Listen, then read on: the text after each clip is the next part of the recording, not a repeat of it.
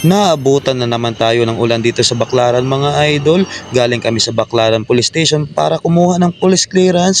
Kaso nga lang nasira yung computer nila. Kaya sumakay na lang kami ng taxi papunta dun sa Tambo Police Station. Medyo malayo-layo kasi mga idol. At syempre parang subdivision dun, walang mga public vehicle na pwedeng masakyan. Nagrenta na lang kami ng taxi mga idol. At yung time na yan napakasungit talaga ng panahon. At lalo na dinagdagan pa ng 150 na lang natira sa 500 natin. Napakamahal ng pamasahe mga idol. At pagdating nga dito sa police station, ayan, kukuha na kami ng police clearance. Bali, hindi ako yung kukuha mga idol. Dumating pala yung kababayan natin from Aklan Province. Kaya ayun, tayo yung nag-assist para makakuha sila ng police clearance dito sa Tambo Police Station. At pagkakuha nga mga idol, ayan, naglakad-lakad na kami.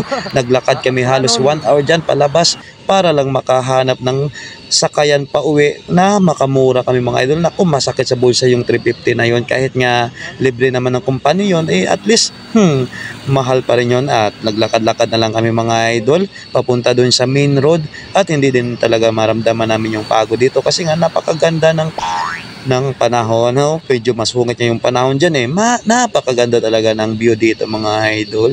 At pagdating nga dun sa main road mga idol, ayan, palapit na papunta na kami ng Baclaran ulit mga idol.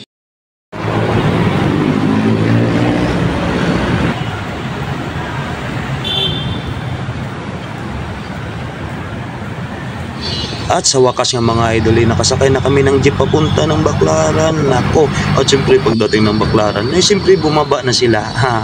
At tumawid niya kami dito sa Baclaran overpass mga idol.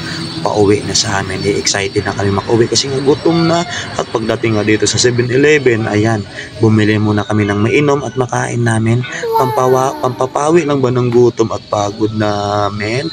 At dito nga kami yan sa 7-Eleven Asiana mga idol. Siyempre pati yung kasama nating from Aklan, ibumili na rin ang makakain nila. At sa wakas yung mga idol, nakita na rin namin yung building namin kung saan kami nagtatrabaho at kung saan kami nakatira. At siyempre dadaan muna tayo sa guard, sasakay muna ng elevator papunta dun sa kwarto namin mga idol.